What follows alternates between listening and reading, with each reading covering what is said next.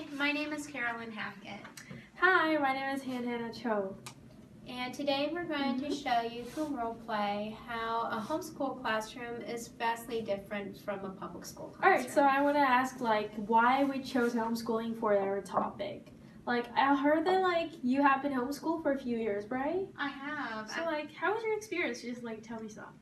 So I'm a little bit different from most people in the way that I was actually homeschooled all my life. Oh, really? I got into college and everything. Oh, that's cool. So from elementary school to high school? That's cool. So have you been homeschooled alone or with do you have any brother or sister? I have one brother. Right. He's now 21 right now. Oh. And he was also homeschooled all his life. And the reason for so being is that we both have sensory integration disorder, and the specialists who work for Northside School District say, oh, we're going to put you into the special ed program, but they didn't really want to see our potential or anything. So my mom said, hey, I'm going to see your potential and make it into something. That's a good reason for starting homeschooling. So I've heard that many people start their homeschoolings for their own reasons, and you too. So we're going to figure out how homeschooling differs from public education and what kind of activities you have been going through. So what kind of activities are you going to show in the video? So we're actually going to show 4 different concepts that a public schooler or even a homeschooler might learn. We're going to show science, math, literacy, as well as logic. Now, logic was big in my household. My mom wanted us to be logical thinkers. So that's going to be one of the breakup, just to keep our minds going in between the different concepts. Okay, that's good to hear. So I'm looking forward to be a child in the homeschooling system, and you be a mother and as a teacher. And I'm expecting a really interesting point that being a mother and a teacher at the same time would be a really difficult procedure, but at the same time really I don't know, interesting and also kind of valuable. It is. Experience, And I have to agree with that. It kind of goes off of what Brothenbrenner was saying with the method systems, how there's different ones into place. Okay. How for Brothenbrenner in a homeschool classroom is a little bit different in the way that the mom is the teacher and the child is actually the student. In a regular public school classroom, the spheres are more separated, where the child and the student are now separated, and that the child is now being taught by another teacher. Alright, so can we just give a short, brief introduction to each activity and what kind of idea or theory we have been based on? Okay. So for the science nature walk, what kind of activity are we going to do that for? So that's going to be all about divergent thinking, all about trying to come up with creative activities to encourage and motivate the child to learn. Oh, that's good. And what was for literature? The literature one will actually be, it's very similar. It's all about learning again, but it's a poem where we're going to develop a acrostic or even a sequence that will really help us to teach the child, and which this is in your case, all about literature and help you to remember. Okay, that's good. And that kind of goes back to your information processing approach, how you're going to transfer that knowledge from your sensory input into short-term and long-term memory. Yeah, we haven't covered in class, right? And the logic thing? And the logic is also pretty much based off of deductive and inductive reasoning that we learned in class. That's cool. You said it's also something about Vygotsky? It's actually based off of Piaget and the way that, remember how they showed in class about the mountain building activity? Yeah, I remember that. So this is a variant of that where we're going to use a tower, and you have to create it from 3D to 2D or 2D to 3D. We're going to figure it out. And you're going to see the different perspectives in play. Alright, so the last activity was the spelling bee, right? And that's another diversion thinking activity. Okay. Usually it's gonna be competition thing, but since it's just 2 of us, will be one-on-one activity, but it's still gonna be fun, right? Yeah, I think so. All right. And even with homeschooling, there's different families. Sometimes it's just a single and only child. So sometimes the activity might be with just one student. Okay.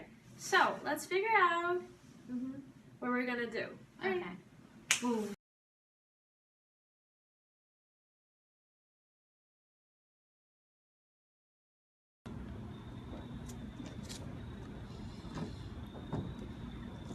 So now we're going on our science nature walk. Yeah. And we're going to take a look at some leaves around us now. Hey, Hannah. Yeah. So what kind of colors do you see around you right now? I see like kind of brown and green, yellow, red, like all the colors that I know. Literally, I can tell it. Can you show me some of the leaves that you see? Yeah. You see some of like the yellow, kind of brown. This is big. That's a big leaf. Yeah, this is really big. It looks like one of the pointier ones. I think like they all look really different. Like it's because they come off of different trees and they're different shapes. Like the one in the middle part of your hand, it looks like it's from a birch or something. Oh, this one? Yeah, I think so. I think we learned in the class, right? The last class, something we learned like the different types of the trees. And like this sharp shaped one, I really like, yeah, this is kind of winter tree. It looks kind of like either an oak or a maple. I think it's a maple leaf. Maple tree, yeah. Looks good. Do you know like why leaves fall down? It's because they have a component in them. There's like a little thing at the base of the leaf if you look at it. Here, let me show you. So, and for those of you in the educational psychology class, this is known as modeling or scaffolding, where, if I can see it, yeah, there it is. So there's the stem of the leaf right here at the base of the leaf, where that little knob is. That's where it falls down from the tree. And there's like a little trapdoor that says, no, I don't want to produce any more food. So it decides to fall off and not produce any more pigment or chlorophyll. So that's why it's so brown. It's pretty much done for the winter time. So it has this little trapdoor. And it was cool. I'm gonna take these leaves and write my diary today. Okay. Yeah.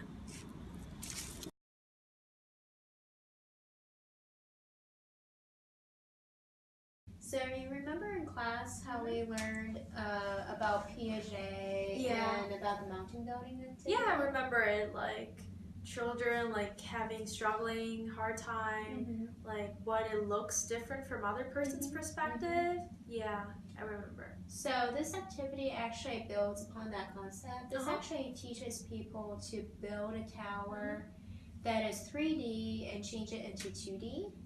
And then they have to, after they build it from their own perspective, they have the challenge now to build it from another person's perspective. Oh, and like those blocks are like, where do they come from? Like, these are actually from an educational source. Oh, they're from you guys really use it for your homeschooling? Yeah. Really? Yeah. So those are, all right, that should be interesting. All right, let's begin. Okay. So first we're going to do the front position that you see from your All right, so this is the front, right? So how many across do you see? 1, 2, 3, 4. Okay. So what you're going to do is draw 4 blocks that are connected to one another. Okay. Like this. 1, 2, 3, 4. Correct. Okay. Yeah. And then in this row, how many do you see? I see 1, 2, 3, 4, 4. Okay, go ahead and draw that. Okay. So far, easy.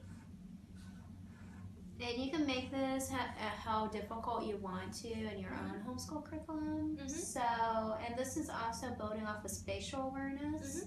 A theory where you have to constantly change your mind from third perspective or third dimension into second dimension. Alright, So this I see 4 blocks here too. And this, Yep. okay. And then for the And third I row. see 2. Okay.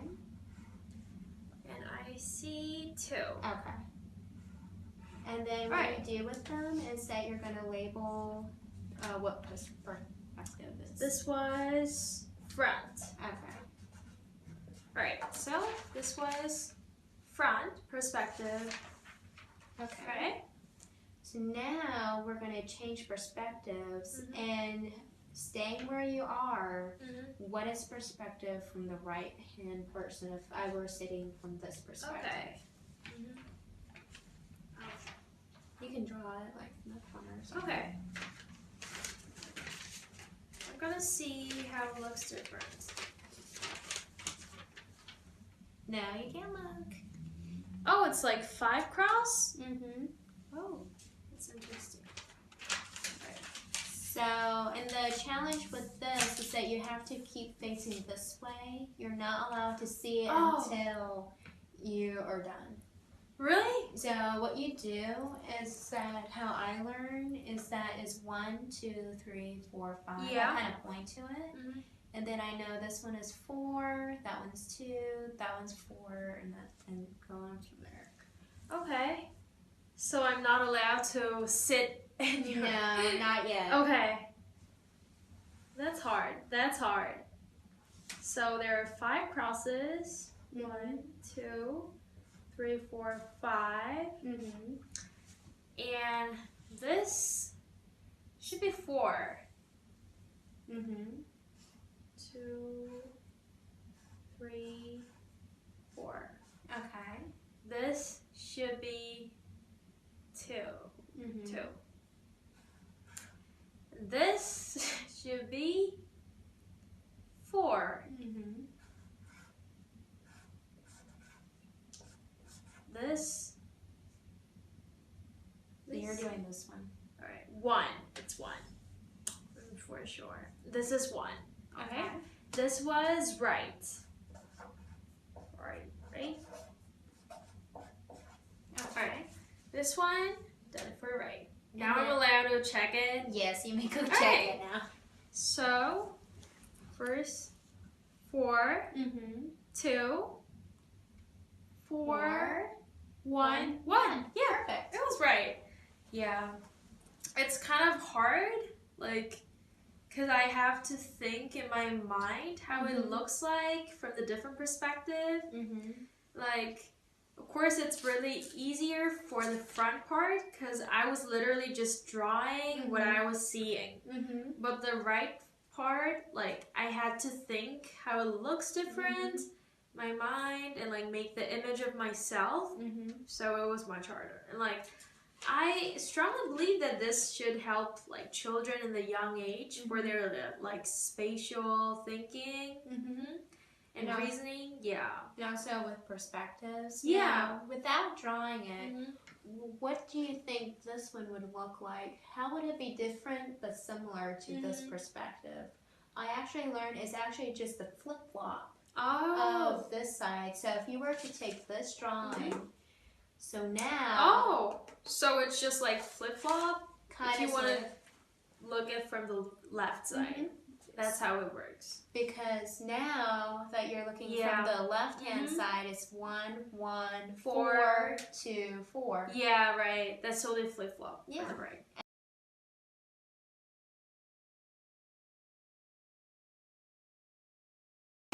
So you remember how in class we learned different words? Yeah. So now we're going to implement it into our lesson plan, and we're actually going to show you a spelling bee that a traditional homeschool might do for spelling. Alright, I'm not good at spelling, but I'm going to try hard. Yeah. I think you'll do your best. Okay, let's do it. Okay. So what I want you to do for this is to say the word and then spell the word and then repeat the word. Okay, that's the easy direction. And then if you have any issues with the word, you can ask me for a definition or use it in a sentence. Alright, maybe that should help me. So the first word is going to be dyslexia. Dyslexia. Alright. Can you give me the meaning? Because I remember like it was from the disorder chapter, like chapter 6 or 7, but I remember like how like what the symptoms were and kind of it. So for dyslexia is basically a disorder where a child has letter reversal problems, where it might confuse a G and a Q because they look similar. They look similar, or even with an on and off switch, it looks backwards to him. So you might flip the switch, and it's going to be the on position. So like the lex is like the lexicon lex, and like these for disorder. Yeah. So okay, I'll go for it. Dyslexia. D-Y-S-L-E-X-I-A, dyslexia. That is correct. All right. Cool. So the next word is metacognition. Metacognition. All right. M-E-T-A-C-O-G-N-I-T-I-O-N. Metacognition. That is correct. Yeah, I thought this concept is really like interesting. It was kind of like knowing yourself, knowing. Yeah. Knowing about knowing is what it's basically called, and it's how you. I think you put it good earlier. How you're thinking about something and you're really focusing on it and making sure you truly understand. Oh, okay, get it. So the next word is going to be scaffolding. Scaffolding is one of the words that professor like speaks a lot about it. All right, scaffolding. S-C-A-F-F-O-L-D-I-N-G, scaffolding. That is correct. And do you remember who put it into place? Starts with a V. V? Should be Vygotsky. That is correct. Right. And then the final word is self-efficacy. Self-efficacy, all right. One of the recently learned one. S-E-L-F, self-efficacy,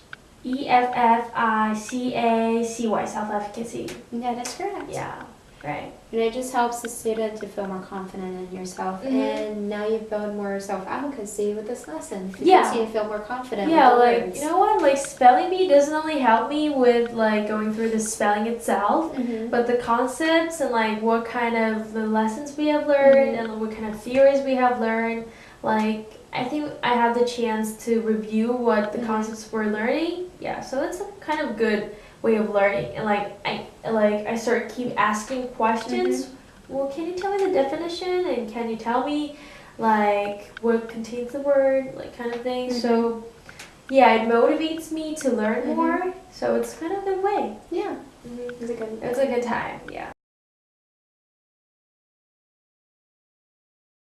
So today in our video, we basically talked all about divergent thinking and how we're going to use that in the classroom. Do you remember the example that we utilized? The one I especially liked was something we did for the logic. Like it was about inductive reasoning and deductive reasoning. Something I really liked about it was that by like doing some manual work, I could really like literally go through how like I can imagine what it looks like from the different perspective and what would what would it look like from other person's perspective. So it's not just about the logic itself, but it also helped me like, hey, there is a really like there exists another person's perspective, not only what I see, how I see the world. So I think that was kind of a really important point. Yeah. I think that's also very important as a teacher. We should consider students' different points of view. Right. And then some other things that we discussed was how the homeschool is very different from a regular classroom. Like in a homeschool, instead of having the parents and teachers separated from one another in their own little spheres of influence, now you have the parent being the teacher and the student being the child. So it's kind of interesting in that factor when we consider like Brofenbrenner and everything. So I think all of that into consideration. I think the role playing kind of helped us to like analyze it and see it from a different point of view so that we can fully interpret it and see this experiment in this lesson plan really play Yeah, out? as like intro or in conclusion, I'm talking as a teacher or instructor. But like when I was in the role play, I was more like of a student or a child. So I was kind of trying to think like how would, if I were the real child in this situation, what would I feel and what would I learn from this experience, this experience, and like from that, I can totally tell that we can learn some like kind of same amount of thing compared to the public education. Definitely. Yeah. I definitely agree. So I guess in conclusion, we all got to see this experiment kind of play out, and now Right. we have a better knowledge of it.